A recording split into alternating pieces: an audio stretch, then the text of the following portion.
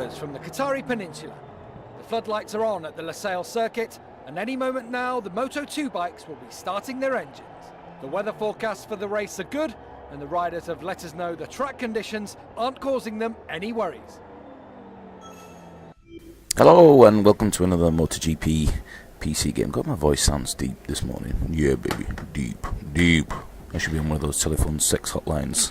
Yes, I'm taking my pants off. Anyway, let's have a look at the MotoGP on the PC on absolute max settings. These are as far as they will go. Now, this is actually there are three classes of bikes in the game. There's the 125s. I think these are 600s.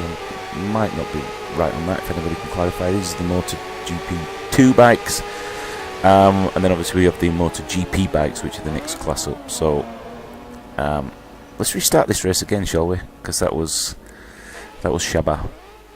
I'm actually playing this on the Pro Physics setting, so this means that we've got a front and a rear brake to contend with, which you tend to use your back brake when you want to adjust your angle when you're going around corners, but obviously you use it too much, the back end will skid out, which is a nice little touch actually. It feels quite good. You can feel the back end starting to lose grip.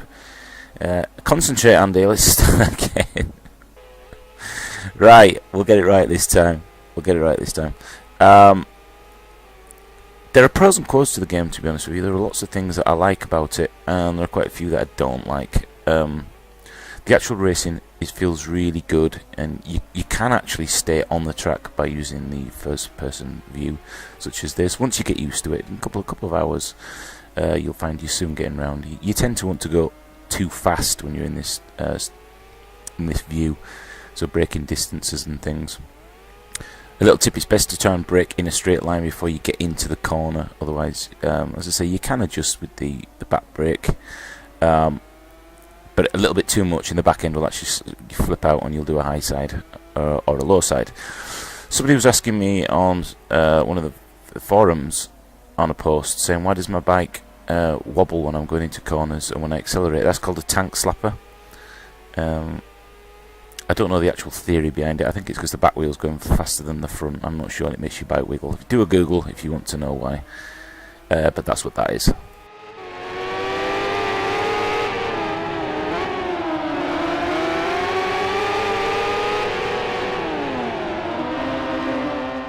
To anybody who's not played a motorbike game before, I'd say this was quite approachable. It's definitely a lot more controllable than, say, SBKX, which really is hardcore, and it feels like you're going really slow around the corners. The few things I don't like about the game is that there's no the bikes when you're going at full blast, 250 mile an hour plus whatever it is.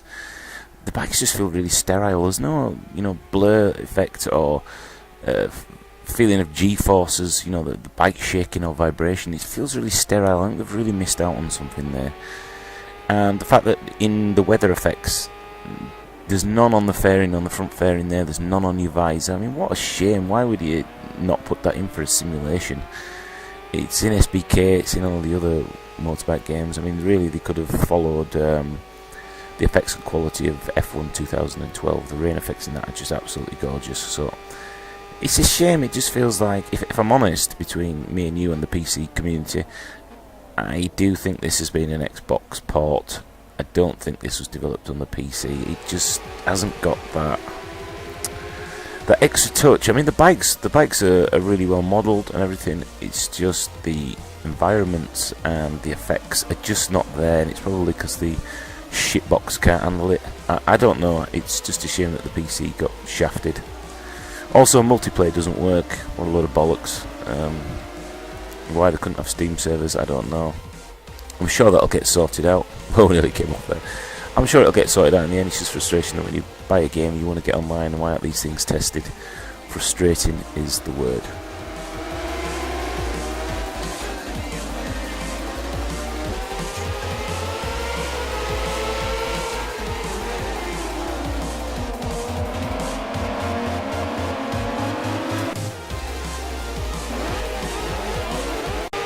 So the big question is then, come on, should we buy this game, Andy? Should we buy it? Well, if you like the MotoGP series and you're looking for a racer that's a little bit different to the usual games out there, there's a lot of car racing games out in the minute, isn't there? I'd say definitely get it. It's You can make it as simish, if that's even a word, simish. You can make it as simish as you want to. If you want to play with the pro physics, then be prepared to put a little bit of time in. And once you get used to the tracks, if you can nail like 2 or 3 corners in a row, just sweeping in and out, it gives you a real good buzz. It's really strange. You don't really get that with. Well, I don't get it with car racing games, but it's just like when you've got that perfect line and you're sweeping in like here, just overtaking the other bikes. It's just such a good sensation. So yeah, definitely get it. Don't expect too much on the graphics side if you're a graphics whore like myself. But so far it's enjoyable. The jump from the first set of bikes to the seconds is definitely enjoyable. So I'm going to work my way up to the GP. So if you like this video, you want to leave some comments on if you've got the game. If you want to join me for a race, join me. My in-game name will be Para. Let's get a line up some races, something different. Thanks for watching. See you soon. Bye bye. Give us a like, please.